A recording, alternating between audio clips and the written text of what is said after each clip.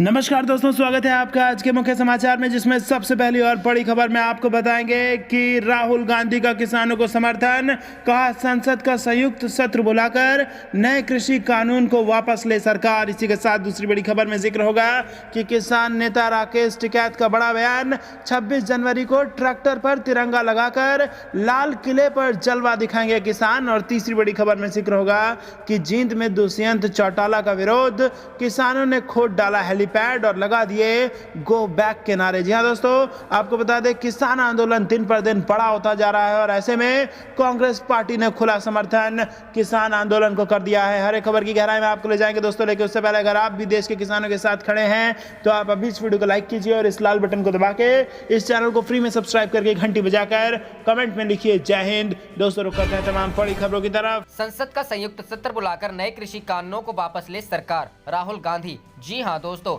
नए कृषि कानूनों को लेकर कांग्रेस ने सरकार को इस मुद्दे पर घेरने की योजना बनाई है। राहुल गांधी के नेतृत्व में कांग्रेस नेता गुलाम नबी आजाद और अधीर रंजन चौधरी ने कृषि कानूनों को वापस लेने के लिए राष्ट्रपति रामनाथ कोविंद से मुलाकात की। उन्हें कानूनों के खिलाफ 2 करोड़ हस्ताक्षर का ज्ञापन सौंपा। इस मुलाकात के बाद मीडिया से बात करते हुए राहुल गांधी ने सरकार से संसद का संयुक्त सत्र बुलाकर नए कानूनों को वापस लेने की बात कही। राष्ट्रपति रामनाथ कोविंद से मिलने के बाद राहुल गांधी ने कहा कि मैंने राष्ट्रपति से कहा कि कृषि कानून किसान विरोधी है। देश ने देखा है कि किसान इन कानूनों को खिलाफ खड़े हुए हैं। मैं पीएम को बताना चाहता हूं कि ये किसान तब तक घर वापस नहीं जाने वाले हैं जब तक इन कृषि कानूनों को रद्द नहीं किया जाता। सरकार को संसद का संयुक्त सत्र बुलाना चाहिए और इन कानूनों को वापस लेना चाहिए। विपक्षी दल किसानों और मजदूरों के साथ खड़े हैं। केंद्र सरकार पर हमला बोलते हुए उन्होंने यह भी कहा कि पीएम मोदी पूंजीपतियों के लिए पैसे बना रहे हैं। किसान हो, मजदूर हो या मोहन भागवत ही क्यों ना हो, जो भी उनके खिलाफ खड़ा होने की कोशिश करेगा उसे आतंकी कहा जाएगा। इस दौरान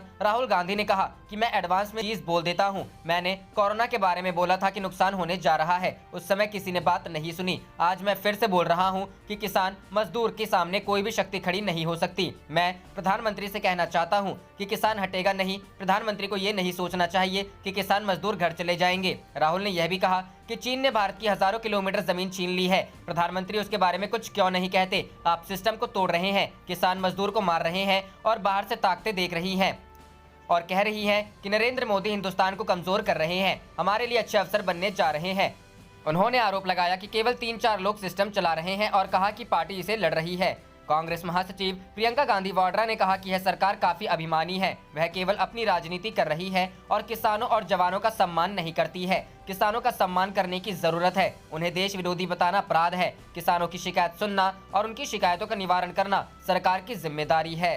रुख करते हैं अगली खबर की तरफ। राकेश टिकैत बोले 26 जनवरी को ट्रैक्टर पर तिरंगा लगा लाल किले पर जलवा दिखाएंगे किसान। जी हां दोस्तों, किसान आंदोलन में अभी तेजी आएगी। किसान तीनों कानूनों को निरस्त करवाने के बाद ही चैन की सांस लेंगे। सरकार ने मांगों को पूरा नहीं किया तो 26 जनवरी को गणतंत्र दिवस के अवसर पर किसान ट्रैक्टर तिरंगा लगाकर दिल्ली के लाल किला पर अपना जलवा दिखाएंगे। किसान नेता राकेश टिकैत ने बादली के ढांसा बॉर्डर पर पहुंचकर पत्रकारों को संबोधित करते हुए कहा कि केंद्र सरकार अभी किसानों की बात सुनने को तैयार नहीं है। उन्होंने अंदेशा जताया कि 10 जनवरी तक सरकार उनकी मांगों पर विचार करेगी और बाद में तीनों कानूनों को निरस्त करेगी। खेतों में कामकाज के सवाल पर टिकैत ने कहा कि आंदोलन में बैठना और मांगों को मजबूत तरीके से सरकार के सामने रखना भी किसानों की खेती है। एक साल खेतों में काम नहीं करने की बजाय सड़कों पर बैठेंगे तो किसान फिर भी जिंदा रहेगा, जबकि सरकार और उद्योगपतियों को मुश्किल हो सकती है। खाप और किसान संगठनों की मांगे कभी भी अधूरी नहीं रही है। आंदोलन की मजबूती पर उन्होंने कहा कि किसानों की एकता ही उनकी मजबूती है। उन्होंने कहा कि अब टोल फ्री करवाना भी आंदोलन की रणनीति बन गया है और देश के सभी टोल को अगले 3 दिनों के लिए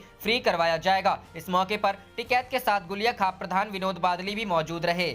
रुख करते हैं अगली खबर की तरफ। जींद में दुष्यंत चौटाला का विरोध, किसानों ने खोद डाला हेलीपैड, लगे गो बैक के नारे। जी हां दोस्तों, हरियाणा के जिंद जिले के उचाना में किसानों ने उप मुख्यमंत्री दुष्यंत चौटाला के आने के लिए बनाए गए हेलीपैड को कुदाली से खोद डाला। इस दौरान किसानों ने दुष्यंत चौटाला गो बैक के नारे भी लगाए। दुष्यंत चौटाला के हेलीकॉप्टर को इस हेलीपैड पर लैंड करना था। किसानों के विरोध को देखते हुए दुष्यंत चौटाला का दौरा रद्द कर दिया गया। किसानों का कहना है कि जब तक दुष्यंत चौटाला किसानों का समर्थन नहीं करते तब तक उन्हें क्षेत्र में घुसने नहीं देंगे। किसानों का कहना था कि डिप्टी सीएम दुष्यंत चौटाला इस्तीफा देकर किसानों के बीच में आए। उन्होंने कहा कि यहाँ जो भी नेता यहाँ आएगा उसका इसी तरह विरोध किया जाएगा। इससे पहले मंगलवार को किसानों ने अंबाला में सीएम मनोहर लाल खट्टर का विरोध किया था। सीएम मनोहर लाल खट्टर के अंबाला आने की खबर लगने के साथ ही किसानों ने प्रदर्शन की तैयारी कर ली थी और इसी के चलते मंगलवार सुबह से ही शहर में स्थित नई अनाज मंडी में किसान इकट्ठा होना शुरू हो गए थे। सीएम के अंबाला पहुंचने की खबर के साथ ही किसानों ने कार्यक्रम स्थल की ओर कूच कर दिया और रास्ते में ही सीएम के काफिले को घेर लिया। इस बीच हरियाणा पुलिस ने बुधवार को 13 किसानों के खिलाफ हत्या और दंगे के प्रयास का मामला दर्ज किया है। मामला प्रदेश के मुख्यमंत्री पर हमले का है। इन किसानों ने मंगलवार को अंबाला में केंद्र सरकार के नए कृषि कानून का विरोध करते हुए मुख्यमंत्री मनोहर लाल खट्टर के काफिले को रोककर काले झंडे दिखाए थे और लाठियां भी चलाई थी। खट्टर आगामी निकाय चुनावों के लिए पार्टी के उम्मीदवारों के समर्थन में जनसभा को संबोधित करने के लिए शहर में आए थे। रुख करते हैं अगली खबर की तरफ। सरकार ने किसान संगठनों से चर्चा के बिना बनाए कृषि कानून, बैठकों का कोई रिकॉर्ड नहीं। जी हां दोस्तों, केंद्र सरकार के विवादित कृषि कानूनों के खिलाफ जारी किसानों के आंदोलन के बीच चौंकाने वाला खुलासा हुआ है कि सरकार ने किसान संगठनों से चर्चा के बिना कृषि कानूनों को अंतिम रूप दिया है। यह खुलासा सूचना का अधिकार के तहत मांगी गई जानकारी से हुआ है। दरअसल एक आरटीआई कार्यकर्ता द्वारा पूछे गए सवाल के जवाब में केंद्र ने कहा है कि उसके पास 3 कृषि विधेयकों को अंतिम रूप देने से पहले किसान संगठनों के साथ बैठकों या चर्चाओं से संबंधित किसी भी तरह का कोई रिकॉर्ड नहीं है। मुंबई स्थित आरटीआई कार्यकर्ता और सामाजिक प्रचारक जतिन देसाई ने कृषि, सहकारिता और किसान कल्याण विभाग में एक आरटीआई आवेदन दायर किया था। देसाई ने बताया, मैंने 3 साधारण सवाल पूछे थे जिनमें 3 कृषि अध्यादेशों को आगे बढ़ाने से पहले किसान संगठनों के साथ कितनी बैठकें की गई, यह कहां पर आयोजित हुई और इनके लिए किसे आमंत्रित किया गया। इसके अलावा अध्यादेशों के बीच मसौदा कानूनों पर चर्चा करने के लिए कितनी बैठकें आयोजित की गई। आरटीआई कार्यकर्ता ने बताया कि हालांकि संबंधित विभाग के सीपीआईओ ने केवल इतना कहा, यह सीपीआईओ इस मामले में कोई रिकॉर्ड नहीं रखता है। देसाई का कहना है यह प्रतिक्रिया भ्रामक और अपूर्ण है, इसलिए उन्होंने इसके खिलाफ अपील दायर की है ताकि यह पता लगाया जा सके कि परामर्श आयोजित किया गया था या नहीं और उसके रिकॉर्ड मिनट संयोजक रखे गए हैं या नहीं, संजोकर रखे गए हैं या नहीं। आरटीआई कार्यकर्ता जतिन देसाई ने कहा, जैसे कि सीपीआईओ के जवाब से प्रतीत होता है, आखिर किसानों और अन्य हितधारकों के साथ कोई विचार विमर्श किए बिना देश की कृषि और अर्थव्यवस्था के लिए इतने महत्वपूर्ण कानूनों को कैसे पारित किया जा सकता है। दिल्ली और आसपास के राज्यों में बड़े पैमाने पर चल रहे किसान के आंदोलन को देखते हुए उन्होंने कृषि विभाग से आग्रह किया है कि वे इस मामले में वास्तविक तथ्यों के साथ जल्द से जल्द सार्वजनिक हित में सामने आए। रुख करते हैं अगली खबर की तरफ। सहारनपुर पहुंचे योग गुरु स्वामी रामदेव ने किसान आंदोलन और एमएसपी को लेकर दिया बड़ा बयान। जी हां दोस्तों, उत्तर प्रदेश के सहारनपुर पहुंचे योग गुरु स्वामी रामदेव ने किसान आंदोलन पर बड़ा बयान दिया है। रामदेव ने कहा कि कुछ बात किसानों और कुछ बात सरकार को मान लेनी चाहिए और आंदोलन को जल्द खत्म करना चाहिए। उत्तर प्रदेश के सहारनपुर जनपद में गुरुवार को पतंजलि स्टोर का उद्घाटन करने पहुंचे योग गुरु बाबा रामदेव ने पत्रकारों से बात करते हुए कहा कि किसान आंदोलन और ज्यादा लंबा नहीं खींचना चाहिए, किसान और सरकार को बीच का रास्ता निकालना चाहिए। स्वामी रामदेव ने कहा कि अन्नदाता का भी नुकसान नहीं होना चाहिए और सरकार जो कुछ किसानों के लिए बेहतर करना चाहती है वह भी हो जाए। बातचीत के माध्यम से बीच का रास्ता निकालकर इस समस्या का हल निकालना चाहिए। उन्होंने कहा कि किसानों को आगामी दिनों में अन्य फसलों की तैयारी करनी है। इस आंदोलन से किसान के सामने फसलों की तैयारी में दिक्कत आएगी। सरकार किसानों के हित में कार्य करना चाहती है और उन्हें उम्मीद है कि सरकार अच्छे कदम उठाएगी। रुख करते हैं अगली खबर की तरफ। हिरासत में लिए जाने के बाद केंद्र पर बिफरी प्रियंका गांधी, बोली किसान एंटी नेशनल नहीं, सरकार पापी है। जी हां दोस्तों, किसान आंदोलन के 29वें दिन किसानों के समर्थन में राष्ट्रपति भवन की ओर मार्च कर रहे कांग्रेस के कई नेताओं को पुलिस ने हिरासत में ले लिया है। दिल्ली में विजय चौक पर कांग्रेस महासचिव प्रियंका गांधी समेत अन्य कांग्रेस नेताओं को पुलिस ने हिरासत में ले लिया है। राहुल गांधी के नेतृत्व में कांग्रेस नेता कृषि कानूनों के खिलाफ राष्ट्रपति को 2 करोड़ हस्ताक्षर का ज्ञापन सौंपने जा रहे थे। हिरासत में ले जाने के बाद कांग्रेस महासचिव प्रियंका गांधी ने कहा, जवान किसान का बेटा होता है जो किसानों की आवाज ठुकरा रहा है, अपनी जिद पर अड़ा हुआ है, जबकि देश का अन्नदाता बाहर ठंड में बैठा है। तो उस सरकार के दिल में क्या जवान किसान के लिए आदर है या सिर्फ अपनी राजनीति, अपने पूंजीपति मित्रों का आदर है। प्रियंका गांधी ने आगे कहा कि किसानों को खालिस्तानी, आतंकी और अन्य नामों से बुलाए जाने को लेकर केंद्र की मोदी सरकार और बीजेपी पर बड़ा हमला बोला है। उन्होंने कहा कि किसानों को बीजेपी नेताओं और उनके समर्थकों द्वारा अलग अलग नामों से बुलाना पाप है। यदि सरकार उन्हें देश विरोधी कह रही है तो सरकार पापी है। प्रियंका गांधी ने आगे कहा कि इस सरकार के खिलाफ किसी भी तरह के असंतोष को आतंकवादी तत्वों के रूप में वर्गीकृत किया गया है। हम किसानों के समर्थन में आवाज बुलंद करने के लिए यह मार्च कर रहे हैं। रुख करते हैं अगली खबर की तरफ। राहुल की अगुवाई में राष्ट्रपति से मिला कांग्रेस का प्रतिनिधि मंडल, कृषि कानूनों को वापस लेने की मांग। जी हां दोस्तों, कांग्रेस के पूर्व अध्यक्ष राहुल गांधी की अगुवाई में पार्टी के एक प्रतिनिधि मंडल ने बृहस्पतिवार को राष्ट्रपति रामनाथ कोविंद से मुलाकात की और केंद्रीय कृषि कानूनों को वापस लेने की मांग की। राष्ट्रपति से मुलाकात के बाद राहुल गांधी ने कहा कि सरकार को संसद का संयुक्त सत्र बुलाना चाहिए और इन कानूनों को वापस लेना चाहिए। उन्होंने संवाददाताओं से कहा, राष्ट्रपति से हमने कहा कि ये कानून किसान विरोधी है और इससे मजदूरों और किसानों का बहुत नुकसान होने जा रहा है तथा किसान इन कानूनों के खिलाफ खड़ा है। गांधी ने कहा, प्रधानमंत्री को यह नहीं सोचना चाहिए कि ये मजदूर और किसान वापस चले जाएंगे। जब तक ये कानून वापस नहीं लिए जाते तब तक ये किसान पीछे नहीं हटेंगे। उन्होंने कहा, संयुक्त सत्र बुलाइए और कानूनों को वापस लीजिए। कांग्रेस नेता ने दावा किया कि अगर प्रधानमंत्री ने कानून वापस नहीं लिए तो सिर्फ भाजपा और आरएसएस को नहीं बल्कि देश को नुकसान होने जा रहा है। उन्होंने कहा कि 2 करोड़ हस्ताक्षरों के साथ राष्ट्रपति को ज्ञापन दिया गया है। रुख करते हैं अगली खबर की तरफ। मनोहर लाल खट्टर का काफिला रोकने पर 13 किसानों पर मुकदमा, हत्या की कोशिश का भी केस।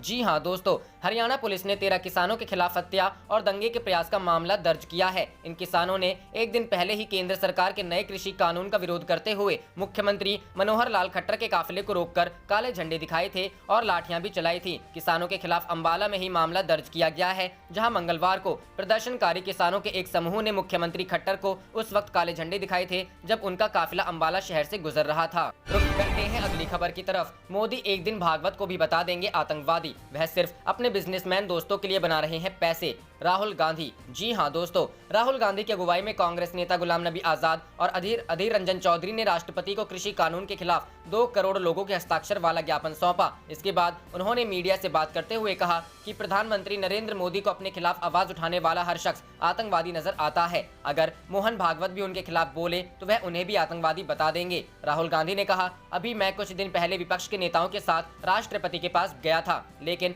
अब मैं कांग्रेस नेताओं के साथ राष्ट्रपति के पास गया और किसान विरोधी कानून पर ज्ञापन दिया। उन्होंने कहा, इस कृषि कानून से किसानों और मजदूरों को जबरदस्त नुकसान होगा। केंद्र सरकार इसे किसानों के फायदे के कानून बता रहे हैं, लेकिन किसान कानून के खिलाफ खड़ा हुआ है। कांग्रेस नेता ने पीएम मोदी पर हमला करते हुए कहा, प्रधानमंत्री, यह किसान नहीं हटेगा जब तक कानून वापस नहीं होगा, किसान और मजदूर घर नहीं जाएंगे। उन्होंने कहा, संसद का ज्वाइंट सत्र बुलाया जाए और इसे वापस लिया जाए, हम किसानों के साथ खड़े हैं। राहुल गांधी ने आरोप लगाया कि बिना चर्चा के यह कानून ऊपर से थोप दिया गया है। राहुल गांधी ने कहा, हम 3 लोग राष्ट्रपति के पास गए हैं, लेकिन हम करोड़ों हस्ताक्षर लेकर गए हैं। हम किसान की आवाज राष्ट्रपति के पास लेकर गए हैं। सर्दी का मौसम है और किसान दुख व दर्द में है और प्रधानमंत्री को सुनना ही पड़ेगा। उन्होंने कहा, कोरोना से नुकसान के बारे में मेरी बातों को किसी ने नहीं सुना, लेकिन किसान और मजदूर के सामने कोई शक्ति नहीं खड़ी हो सकती है। इस कृषि कानून से बीजेपी और आरएसएस को ही नहीं बल्कि देश को नुकसान होने जा रहा है। एक बार फिर पीएम मोदी पर व्यापारियों से सांठगांठ का आरोप लगाते हुए राहुल गांधी ने कहा,